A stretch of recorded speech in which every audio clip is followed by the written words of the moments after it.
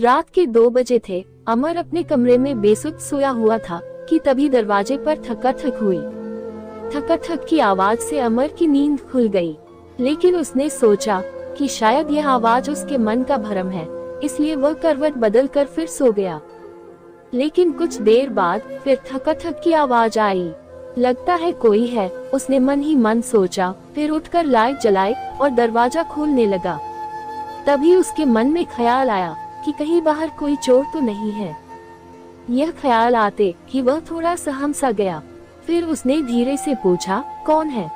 मैं हूँ। बाहर से किसी लड़की की मीठी सी आवाज आई। अमर ने दरवाजा खोल दिया। सामने पारो को खड़ा देखकर वह हैरान होकर बोला, अरे तुम? क्यों, कोई अनहोनी हो गई क्या? पारो मुस्कुराते हुए बोली। अमर ने देखा कि पारो नारंगी रंग का सलवार सूट पहने हुए थी। दुपट्टा न होने से उसके उभरे अंग दिख रहे थे। पारो की आंखों में एक अनोखी मस्ती थी। उसे देखकर अमर को ऐसा लगा जैसे उसके आगे कोई जन्नत की हूर खड़ी हो। तभी पारो कमरे के अंदर आ गई और अमर को अपनी बाहों में भरकर उसके होंठों पर अपने होंठ टिका दिए। पारो की गर्म-गर्म सांसों के साथ उसके उभरे अंगों की छून से अमर को एक अजीब तरह की मस्ती का एहसास होने लगा। वह पारो के आगे बेबस सा हो गया। इससे पहले कि अमर कुछ और करता, उसके मन के किसी कोने से आवाज आई कि यह तू क्या कर रहा है? जिस थाली में खाया उसी में छेद कर अपने मालिक के एहसानों का यह बदला दे रहा है। लेकिन मैंने तो पहल नहीं की है। पारो खुद ही ऐसा चाहती है, तभी तो इतनी रात गए मेरे पास आई है। उसने सोचा और खुद को पारो से अलग करते हुए बोला, पारो अब तुम चली जाओ और फिर कभी मेरे करीब न आना। क्या ऐसे ही चली जाऊं? पारो ने प्यासी नजरों से अमर को देखा। अमर के दिमाग में एक एक करके पिछली बातें घूमने लगी। अमर बीए पास होकर भी बेरोजगार था। उसने कई इंटरव्यू दिए पर कहीं भी कामयाब नहीं हुआ। आखिर में निराश होकर उसने एक दोस्त के कहने पर गाड़ी चलाना सीखा और बतौर ड्राइवर डॉक्टर भुवनेश की कार चलाने लगा। अमर की मेहनत और ईमानदारी से खुश होकर भुवनेश उसे बेटे की तरह मानने लगे और उसकी हर जरूरत को फौरन पूरा कर देते। पारो डॉक्टर भुवनेश की इकलौती बेटी थी। वह बहुत शौक, चंचल और खूबसूरत थी। वह हमेशा अपनी अदाओं से अमर को रिझाती, पर अमर मन से उसे अपनी बहन मानता था। और पिछले रक्षाबंधन पर पारो ने उसको राखी भी बांध दी थी। डॉक्टर भुवनेश ने अपने घर के पिछवाड़े वाला कमरा अमर को रहने के लिए दिया था। वह वहीं अपनी रात बिताता और दिन में डॉक्टर साहब की कार चलाता था। इधर कुछ दिनों से अमर महसूस कर रहा था कि पारो की नीयत ठीक नहीं है। वो तरह तरह से उसे अपने जाल में फांसने की कोशिश कर रही थी।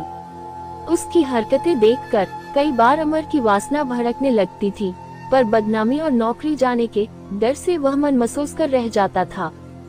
पिछले हफ्ते की बात है। डॉक्टर भुवनेश अमर से बोले, अमर, पारो अपनी कुछ सहेलियों के साथ पिकनिक पर जा रही है। तुम सबको कार से ले जाओ। ध्यान रखना किसी को कोई तकलीफ न हो। जी। अमर ने बस इतना ही कहा।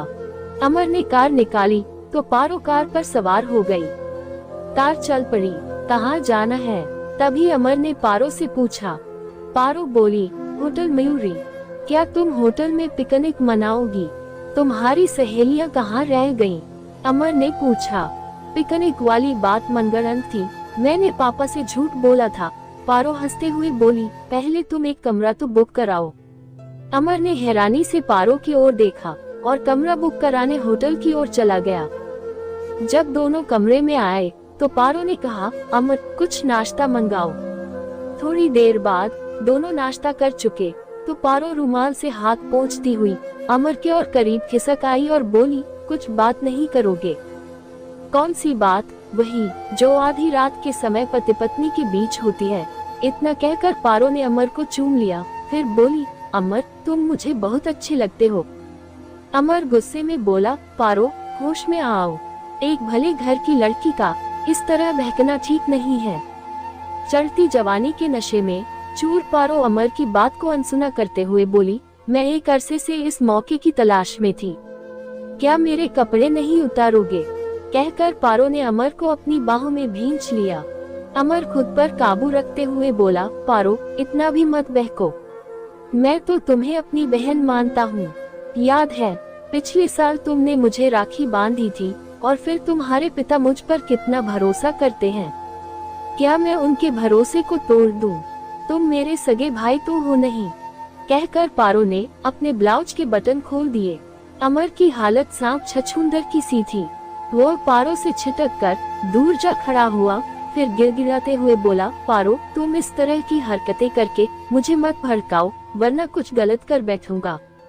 इतना कहकर अमर ने पारो को कपड़े पहन कर आने को कहा और वह कार में जाकर बैठ गया। कहाँ खो गए अमर? तभी पारो ने अमर को टोका तो वह चौंक कर उसे देखने लगा। पारो, मुझ पर रहम करो, तुम जल्दी यहाँ से चली जाओ, मैं कमजोर हो रहा हूँ, अमर गिड़गिड़ाते हुए बोला। तभी दूसरे कमरे से खांसने की आवाज आई और पारो अपने कमरे की ओर भाग गई। अमर ने अब चैन की सांस ली। अगले दिन अमर का कुछ अता पता नहीं था। डॉक्टर भुवनेश ने कमरे की तलाशी ली तो एक चिट्ठी मिली। उस चिट्ठी में लिखा था, मैं आपकी नौकरी छोड़कर जा रहा हूँ, कृपया परेशान न होइएगा और न ही मुझे खोजने की कोशिश कीजिएगा। आपका अमर। चिट्ठी पढ़कर डॉक्टर भुवनेश हैरान रह गए। अमर का इस तरह बिना कुछ बताए जाना उनकी समझ में नहीं आ रहा था। पारो को जब यह बात मालूम हुई तो वह भी हक्की बक्की रह गई।